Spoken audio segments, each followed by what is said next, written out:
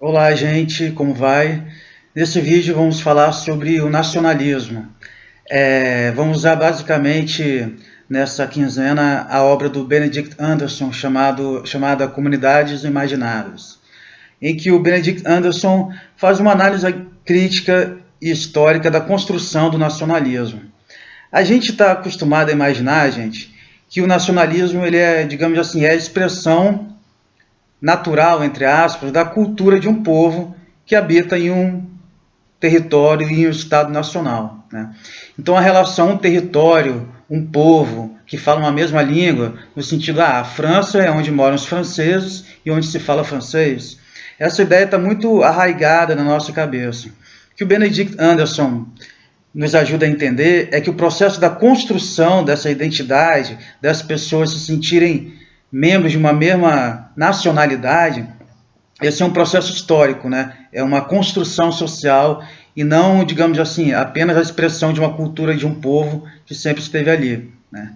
É, Aí, para a gente entender o desenvolvimento do nacionalismo, a gente tem que entender a relação entre três dimensões. Uma é a reforma protestante, outra é a invenção do Gutenberg, da prensa móvel, né, que permitiu imprimir em série jornais e a própria Bíblia, como a gente vai ver. E também o que a gente chama de capitalismo editorial, ou seja, cria-se um mercado para produzir livros que vão circular justamente como uma mercadoria. Né? De acordo com Benedict Anderson, o livro é o primeiro objeto que circula na forma de uma mercadoria, especificamente a Bíblia, né? E os jornais. Muito bem, então vamos lá para o protestantismo. Bem, gente, como vocês sabem, o mundo católico é um mundo todo hierarquizado. Né? Exemplo disso é o fato de que os padres eles rezavam a missa em latim, ou seja, a língua que o povo não falava. Né? Então o padre ficava de costa para os fiéis, rezando a missa em latim. Então isso indicava que entre os fiéis e a palavra de Deus tinha um intérprete autorizado, que era o padre. Né? Uma das coisas que o Lutero faz, a partir da Reforma Protestante, é traduzir a Bíblia para a língua vernacular, ou seja, para a língua falada pelas pessoas. Agora, então, olha só, isso produz uma relação, uma visão mais igualitária de mundo, digamos assim, porque o fiel ele pode diretamente ter acesso à palavra de Deus, né? E essa visão mais igualitária de mundo, ela é fundamental para a construção do nacionalismo, porque, gente, no mundo medieval e depois nos estados absolutistas, as pessoas elas eram súditos de uma família real. Né? A família ela não se identificava culturalmente, necessariamente, com o povo, né, que era súdito dela.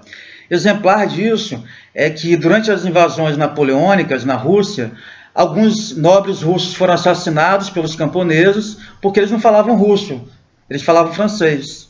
Então foram confundidos com franceses.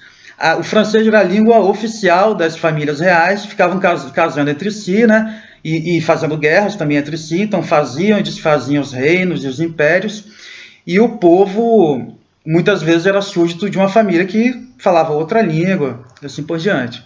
Então, essa ideia do Lutero de traduzir a Bíblia para a linguagem vernacular, isso faz parte de uma outra visão de mundo, uma visão mais igualitária de mundo. E, de fato, o nacionalismo, para ele ser efetivo, para as pessoas acreditarem na ideia de nação, ele tem que produzir um sentimento de camaradagem horizontal, contrário da hierarquia vertical que a gente tinha no mundo medieval e no mundo antigo. Muito bem. Quando Lutero traduz a Bíblia, gente, para a língua vernacular, não existia, por exemplo, um alemão geral. O que existiam eram várias línguas que eram línguas germânicas parecidas entre si, né? Mas na medida em que eles decidem imprimir a Bíblia, eles vão construindo um alemão geral, que não existia, né? Com elementos comuns àquelas línguas, aqueles dialetos germânicos. Então, esse alemão que depois vai ser falado em toda a Alemanha, ele não existia, digamos assim, ele foi inventado. E aí, gente, na medida em que então a Bíblia ela é produzida em massa, começa a circular em toda a comunidade de pessoas que eram capazes de ler em alemão, né?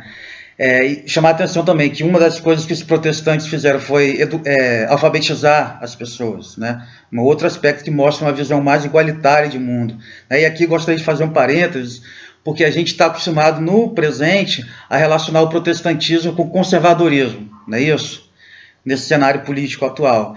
Mas a gente tem que lembrar também que a reforma protestante ela foi revolucionária nesse sentido, sabe? Que ela criou uma outra visão de mundo, ela ajudou a transformar aquele mundo hierárquico da Europa. Mais recentemente, por exemplo, nos Estados Unidos, a luta contra o racismo, contra a segregação, também teve como protagonistas uma figura religiosa, né? O Martin Luther King. Então a gente tem que ter cuidado quando a gente rotula, sabe? As religiões ou qualquer outro fenômeno social, a gente tem que entender o que se passa em determinados contextos. Muito bem, desculpe pela digressão, mas então eu falava que o Lutero então traduziu a Bíblia para o alemão, esse alemão que ele ajudou a inventar. Na mesma época, começaram também a circular, ser produzidos em massa através da prensa móvel, né? Jornais, né? Então cria-se um capitalismo editorial, né? Que tem interesse econômico em fazer circular esses objetos que são lidos, os livros, né? A Bíblia especialmente, e os jornais. Dessa maneira, gente, se você estava no litoral da Alemanha, ou se você estava no interior, vocês viviam vidas completamente diferentes, mas aí liam o mesmo jornal, de repente.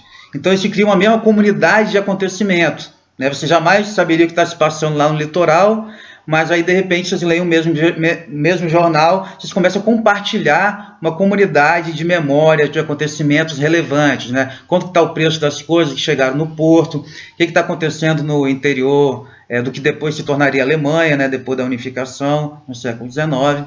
Então esses três elementos, gente, a reforma protestante, que ela quebra a sacralidade do latim e traz uma visão mais horizontal, mais igualitária de mundo, né?